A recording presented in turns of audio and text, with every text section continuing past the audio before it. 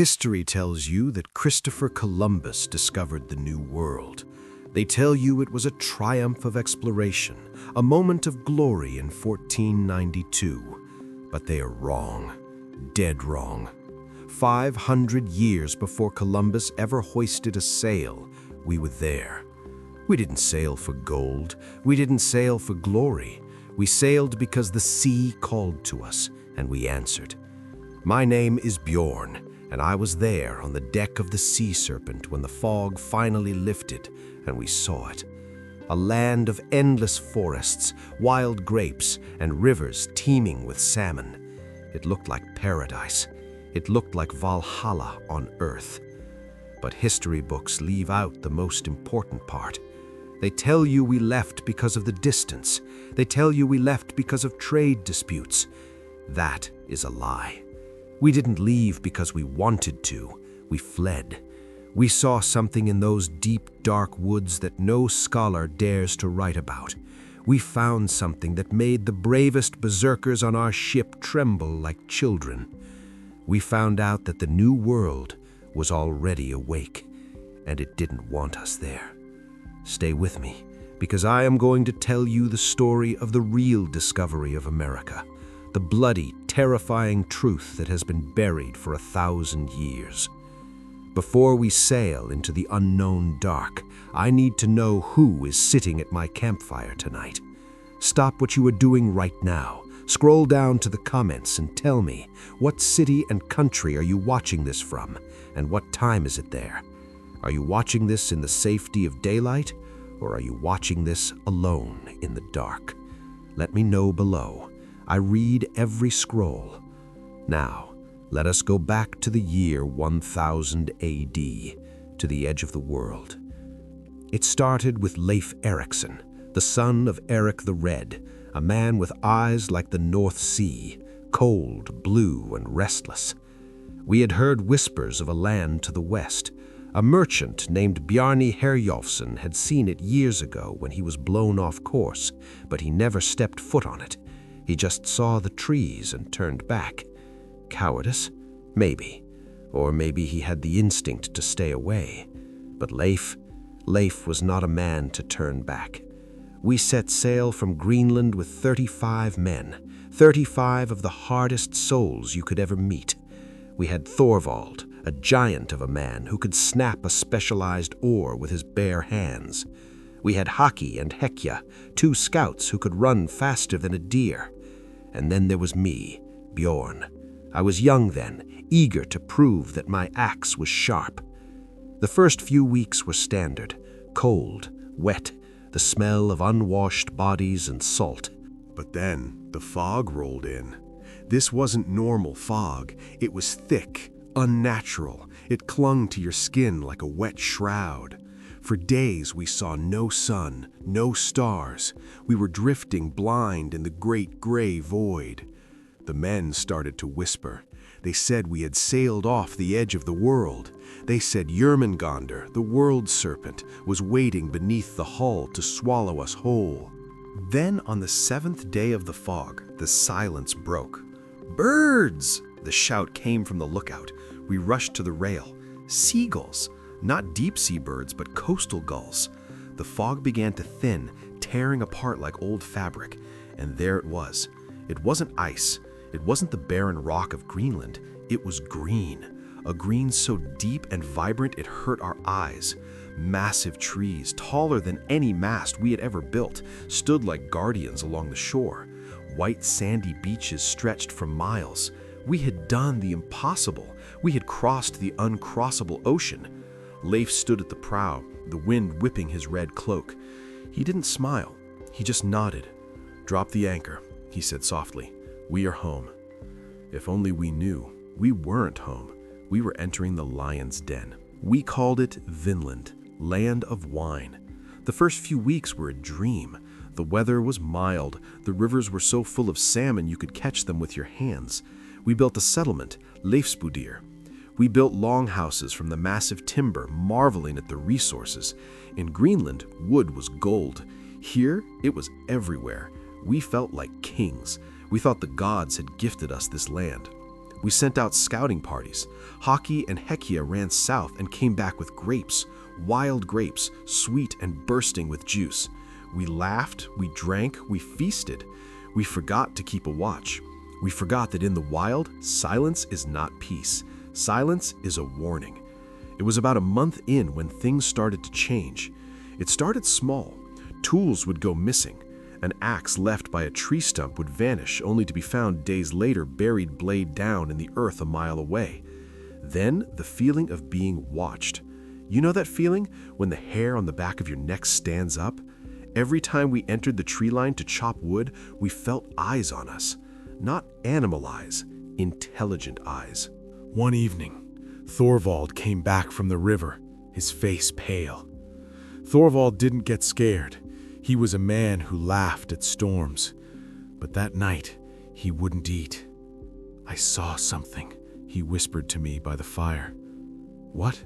I asked, sharpening my blade. "A reflection," he said, "in the water. I was drinking, and I saw a face behind me. But when I turned, nothing, just the trees." "It was the wind, Thorvald," I said. "No," he grabbed my wrist. "It wasn't a man, Bjorn. The face, it had paint on it, red paint, like blood, and it didn't blink." We laughed it off. We told him the isolation was getting to him. But 3 nights later, we met them. We called them Skraelings. It means wretched ones or screamers. A cruel name, I admit, given by men who didn't understand what they were looking at. They appeared one morning on the beach, 9 canoes, skin boats, powered by men with wooden paddles. They stopped just offshore, staring at our massive dragon ship. They were smaller than us, but wiry and strong. They wore skins and furs, and their hair was black as a raven's wing. Leif signaled for peace. We held up a white shield, the universal sign of truce. At first, it was peaceful. Curiosity. We traded. We gave them red cloth, which they loved. They gave us furs, sable, fox, bear, valuable furs. It seemed like a perfect arrangement. We had the steel, they had the land. But there was a barrier we couldn't cross: language and fear. They looked at our milk. We offered them cow's milk, and they drank it. But later we found out it made them sick because they weren't used to it. They thought we had poisoned them.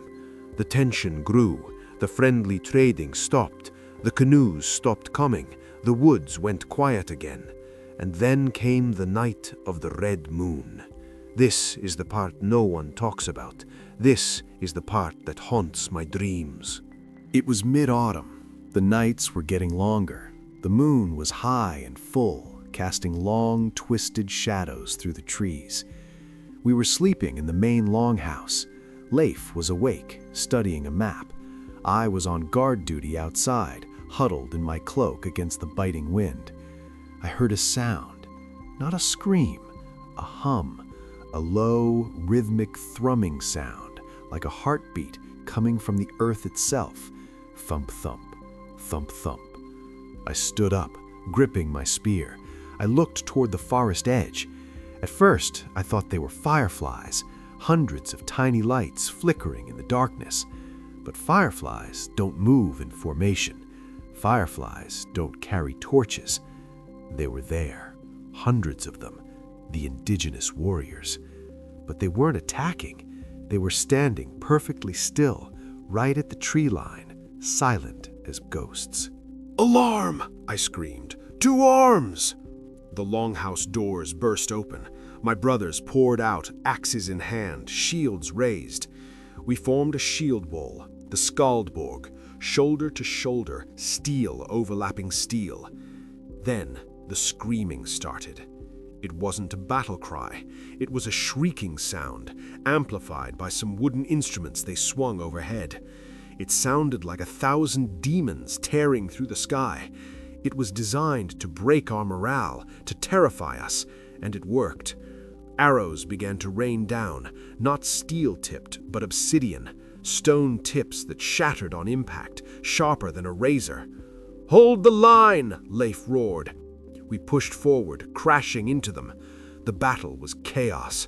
It wasn't the clean, honorable combat of Europe. This was primal.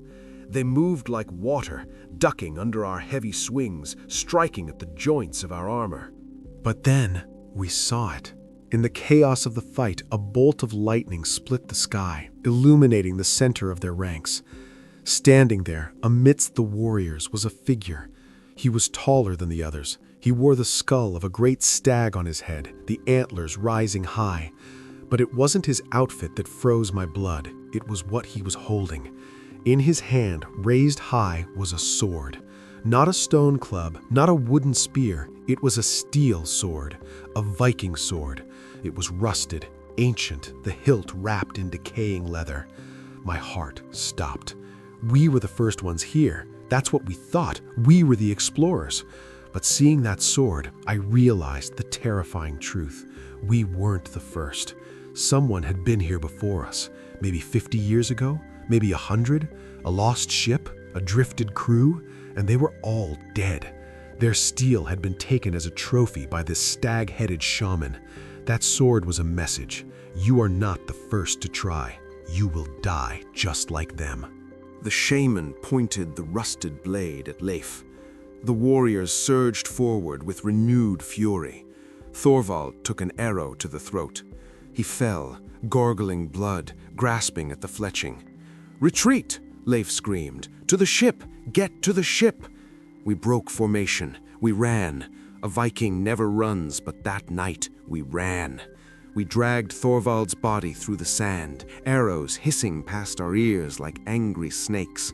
We threw ourselves into the longship, cutting the ropes. "Row! Row for your lives!" We pushed off into the surf. The waves crashed over us, freezing cold. We rowed until our muscles burned, until our hands bled. We didn't look back until we were a mile out.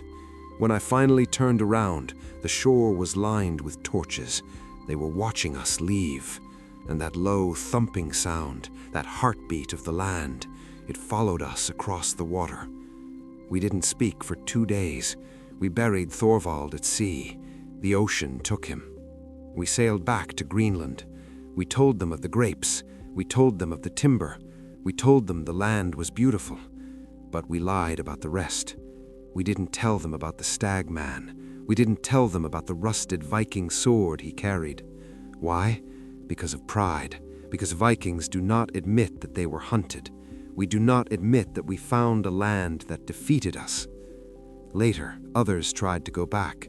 Thorfinn Karlsefni tried. Freydis Eriksdottir tried. But none stayed. The land rejected us. The Skraelings were too many, too strong, and too connected to their earth. Europe forgot about Vinland. The maps were lost. The stories turned into myths. 500 years passed. The world slept. Then came Columbus. He got the credit. He got the statues. But we know the truth.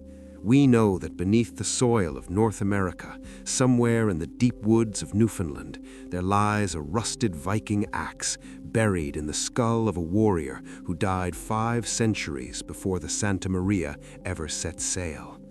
We discovered the New World, but the New World didn't want to be found.